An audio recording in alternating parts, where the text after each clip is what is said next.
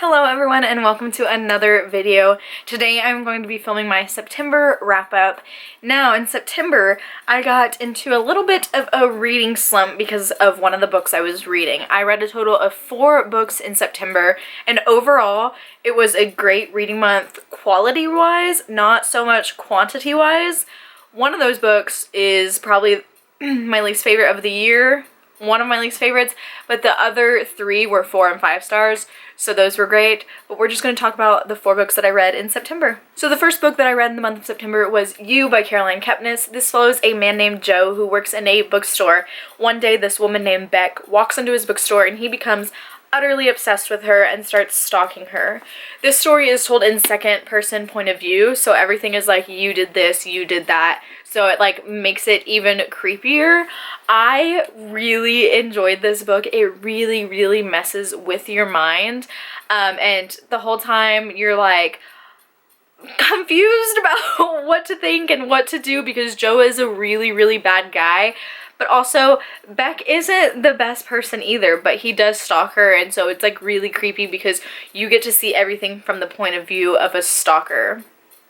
Yeah, I have never read a book like this before. I haven't watched the show on Netflix yet, but I wanted to read it before I watched it, so now I can watch it, and I'm really excited because I really did enjoy this book, and it was so unique, and I loved the writing, and I ended up giving this one 4 out of 5 stars. The next book I read was Wicked Fox by Kat Cho. I buddy read this with Courtney from Library Cutie and we both really enjoyed it and it was such a great time buddy reading this. So this follows a girl who is a gumiho, and a gumiho basically eats the energy of men to survive, and one day something happens in the forest and this boy sees mystical, magical, mythical things going on and the gumiho ends up saving him and it's this whole thing. I really enjoyed this one. I thought it was really cute. Some people say that it's really cliche because it is inspired by like K-dramas, and so you know K-dramas can be pretty cliche, but I absolutely loved that. The only thing I will say about this negatively is that I pretty much guessed everything that was gonna happen, like every plot twist, everything. You can ask Courtney. I was like, I bet you this is gonna happen, and then it did. And so I pretty much guessed everything, but honestly I wasn't too mad about that. I really loved the characters in this story and it left off in such a way that I'm like, I need the second one because things are gonna happen and I need to know what happens. I also really want to know what the second book will look like the cover. I feel like it's gonna be like a teal turquoise kind of color. We'll see, but I ended up giving this one 5 out of 5 stars. It was great, so much fun, really enjoyable.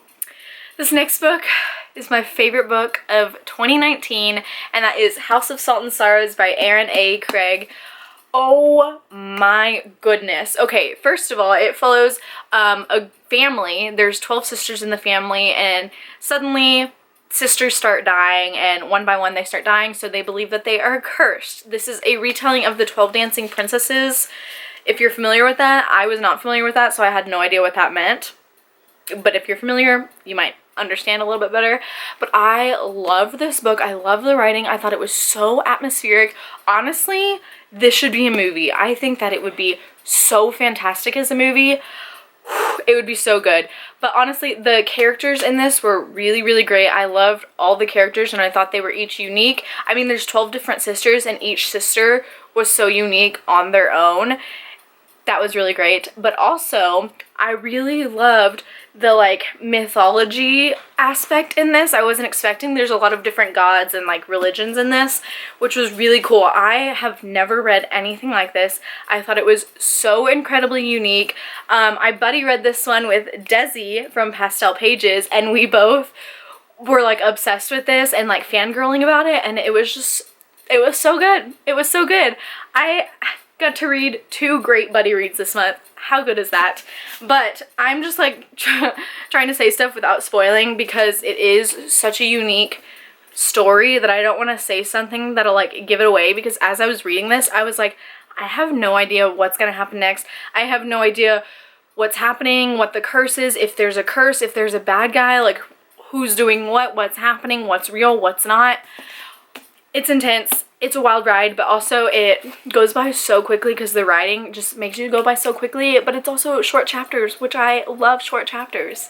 Yes, love this one. 5 out of 5 stars. Now, on the opposite end of the spectrum, the last book that I finished in September was The Beautiful by Renee Ahdieh, and I did a whole vlog on this, so I will leave that linked down below, so I'm not going to go in depth with my thoughts, but basically I gave it 1 out of 5 stars. I'm just going to go ahead and say it is not a vampire book, so if you are excited about a vampire book, lower your expectations, and if you want to know why I gave it 1 star, go watch my vlog. Alright, so these are all the books that I read in the month of September. It was a really great reading month other than one of the books. It's fine, I'm still really sad about it. But that is it for this video. Thank you so much for watching. As always, my social media links will be down below, and I will see you next time. Bye!